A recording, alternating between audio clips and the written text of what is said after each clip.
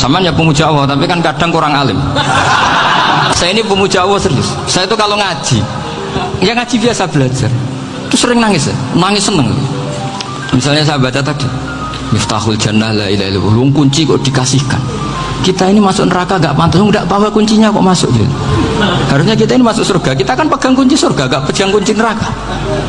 Maka aneh kalau kamu masuk neraka itu aneh. Coba kita pegang kunci surga apa kunci neraka? Tapi kadang teman saya suun rokok anu kunci ini. Karena tidak ada pintunya. Terus saya bilang, kamu kok tahu? Memangnya mau ke sana kata saya.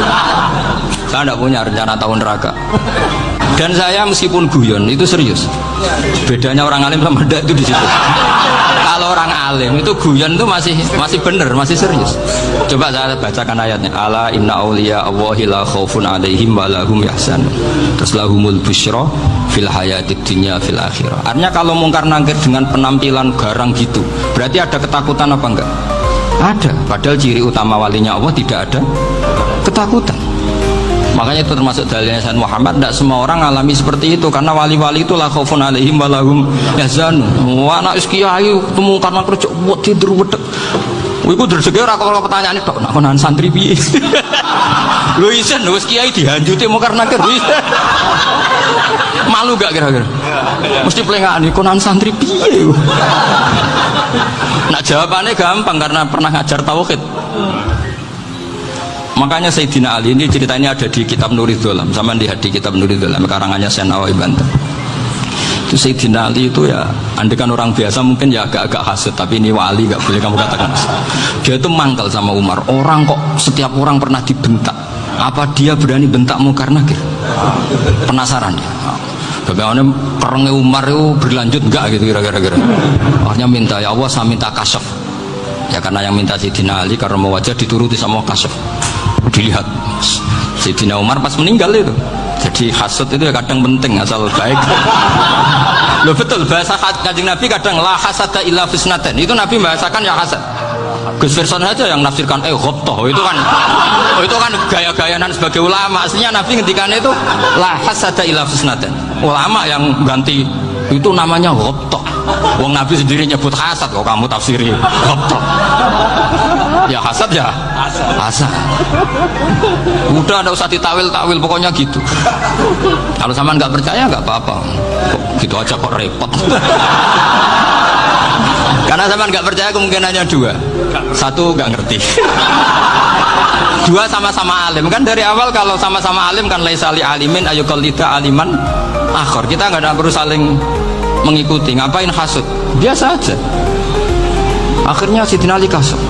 Pas Umar bangun, setelah mati kan bangun, setelah meninggal bangun. Mungkar Nakir datang dengan perang yang sangat garang. Itu digambarkan Sayyidina Ali, matanya itu kal kidril ghali, kayak apa kendil yang apa menganga. Wah seru. Sayyidina Ali senang, paling takut ini Umar.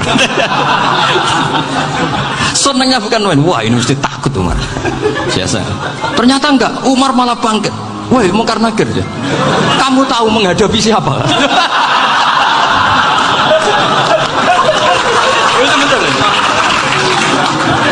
Kamu itu menghadapi temannya ahabbal khalqi ilallah. Yang diandalkan temannya bukan dia. Kamu tahu yang kamu hadapi, saya ini teman kekasihnya Allah. Jadi boleh kamu mengandalkan Mbak Firjon. Tapi nanti resikonya Mungkar Nakir tanya, itu Firjon siapa? Wah itu masalah kan. Makanya syaratnya wali itu harus ma'rufun fis sama. Di langit sudah populer. Makanya dulu ada orang yang saking seninya Abdul Qadir ditanya apa saja jamnya Abdul Qadir Al-Jilani, itu aman karena beliau populer. Makanya program kita harus populer dulu di langit. Itu nanti kalau dicatut oleh santri-santri nggak apa-apa. Kalau nggak populer nanti ditanya itu siapa? Masalah ini. Umar itu yang dibanggakan itu, kamu tahu saya siapa? Ya enggak tahu, saya ini temannya kekasihnya Allah. temannya Muhammad. Iya, Muhammad Rasulullah. Mikir, waduh, repot. Loh, di dunia aja gitu kan, temannya presiden, temannya panglima, apalagi ini temannya Sayyidul Awalin wal Akhirin. Di dunia aja bilang temannya presiden, menteri, orang sudah takut, apalagi ini temannya Sayyidul Awalin. Hanya karena terus konfirmasi sama Allah, gimana ya Allah ini ngadepi. Sebetulnya yang diadalkan itu temannya, bukan dia. Wah, akhirnya sama Allah dibilang, ya bu, ya sama seorang seperti itu bu yang sopan. Terus semenjak itu Mungkar Nakir itu nggak selalu berpenampilan seperti itu, sangat. Jadi semoga itu konsisten sampai nanti. Jadi kamu kalau ingin nggak takut Mungkar Nakir, jadi wali dulu. Karena syaratnya tadi hanya wali sing la khaufun alaihim wa lahum yahzanun lahumul busyra fil hayatid dunya fil akhirah. Jadi orang itu kalau ngaji itu harus khatam. Jangan semuanya kena pertanyaan. Dan kalau semuanya kena pertanyaan nanti repot. Kalau Nabi Muhammad ditanya waman Nabi juga. Nabimu siapa? Lu kan terus jadi aneh. Jadi makanya ketika Sayyid Muhammad semua ulama lah, nggak ada am kecuali ditaksis, kecuali sifatnya Allah. Misalnya bikulli syai'in alim, ya benar-benar bikulli syai'in. Tapi kalau am semuanya pasti ada taksis, meskipun dalam muhawarah muhadasah biasa. Misalnya contoh gampang, istri kamu baru seneng kamu, mas nak pengen apa-apa itu lapor aku, gak apa-apa mas, mesti aku seneng sama lapor. Iku dia pengen wayo, langsung jadi apa wae. Mesti apa wae maksudnya kecuali itu gitu. Padahal kalau ngomong mas sampean ingin apa saja tak dukung, sampean bilang pengen gue iku wayo. Kira-kira disetujui apa enggak? Sama seperti kita kalau punya teman akrab, wah senang omahku gak apa-apa, anggap aja omahmu dewi, terus mlebu-mlebu kamar. Jadi tidak ada am kecuali di taksis. Artinya kalau ada cerita bahwa orang mati pasti ngalami ditanya Mungkar Nakir, itu pasti ada am yang di taksis. Itu pasti tidak dialami para anbiya, para auliya. Karena ciri utama wali itu la khaufun alaihim walahum yahzanun. Kemudian saya yang mau cerita ya, supaya sampean bisa menghadapi dunia global ini, tak bawa tafsir Munir termasuk tadi. Ini saya baca, ya saya baca ini karangannya Syekh Nawawi, karena tadi kata Mbah Firjon ngaji itu harus sama orang yang bersanad. Saya ini kalah sama beliau itu berkali-kali. Secara nasab saya harus manggil Mbah, secara silsilah ilmu saya juga kalah lagi. Saya sering disowani sama cucu-cucu Syekhona Khalil.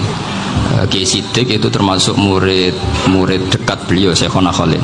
Kalau itu berarti kan Gus Firjon, Ahmad, terus Mbah Siddiq. Mbah Siddiq ngaji Syekhona Khalil.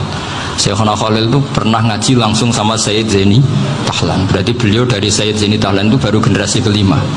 Sementara saya itu sudah ke-7 atau ke-6. Saya, Mbah Mun, Mbah Karim misalnya, Mbah Hashim, Mbah Mahfud Termas, Sayyid Abi Bakar Sato yang ngarangnya Anatul Thalibin, baru Sayyid Zaini Tahlan. Berarti saya ke-7, kalah lagi. Tapi untuk jadi wali biasanya cepat saya. Karena syaratnya jadi mbah itu ngalah demi putu. Jadi kalau beliau ngotot, saya dulu Gusti, saya mbahnya, wah itu mbah yang nggak baik. Pasti jatahnya dikasihkan apa? Cucunya dulu. Makanya Abdul Muthalib itu orang yang dapat wangsit, tapi yang jadi nabi itu cucunya. Jadi dalil saya banyak. Sebenarnya Abdul Muthalib itu sudah sering dapat wangsit, karena saya bahasakan wahyu, Nabi yang protes, enggak nabi kok dapat wahyu. Tapi sebetulnya Abdul Muthalib itu masyhur, kalimat-kalimatnya menunjukkan bahwa beliau itu sudah dapat wahyu kalau nanti cucunya itu jadi nabi. Makanya senangnya bukan main Abdul Muthalib sama Rasulullah. Putu seneng mbah, seneng putu. Jadi mungkin jadi sampean ora usah protes loh. Yang jadi wali kok cucunya. Dulu betul. Dulu Mbah Hamid Pasuruan itu kalau Mbah Ahmad Siddiq ke sana, Mbah Hamid Pasuruan kalau manggil Mbah Ahmad Siddiq itu paman. Tapi pamannya minta ijazah ke ponakan. Apa ya gara-gara itu memang. Kalau itu masih berlaku apa? Ngalah tadi.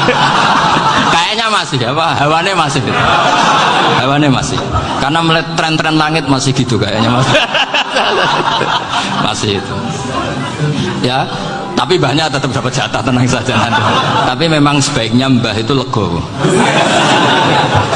Rasulullah Muhammad SAW itu terkenal min dzurriyyati Ibrahim.